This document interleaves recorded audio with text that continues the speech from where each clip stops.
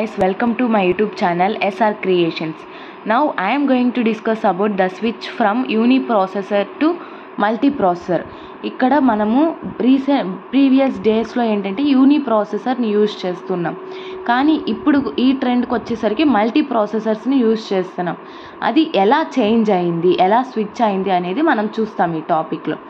So ఇక్కడ ఏంటంటే power limit అనేది మనకి గ్రామటికల్గా చేంజ్ అయింది. ఎక్కడ చేంజ్ అయింది అంటే in the design of micro processor.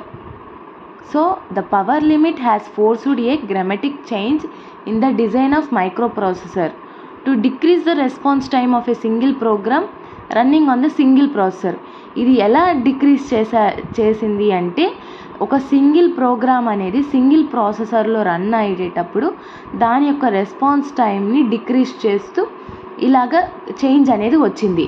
As of 2006కి ఏంటంటే మనకున్న ప్రతి ఒక్క డెస్క్టాప్ అలాగే సర్వర్ కంపెనీస్ అనేటివి మైక్రో ప్రాసెసర్ నుంచి మల్టిపుల్ ప్రాసెసర్ పర్ చిప్ వరకు చేంజ్ అయ్యాయి.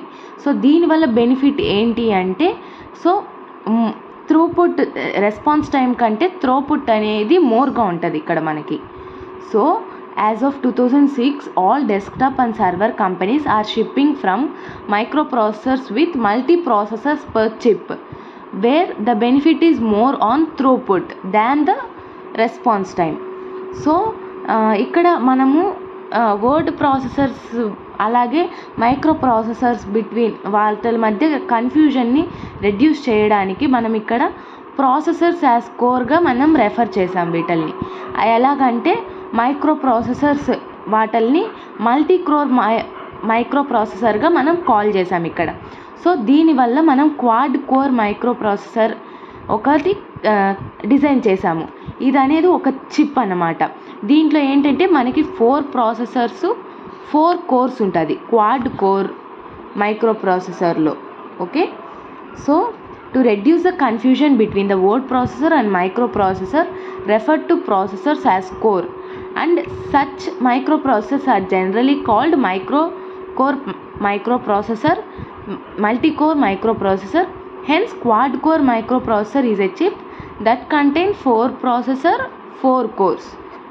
So ప్రోగ్రామర్స్ అనే వాళ్ళు ఏంటంటే కోడ్ యొక్క పర్ఫార్మెన్స్ కంటిన్యూస్గా ఇంప్రూవ్ చేయడానికి వాళ్ళు నెంబర్ ఆఫ్ కోర్స్ అనేటివి ఇంక్రీజ్ చేస్తారు.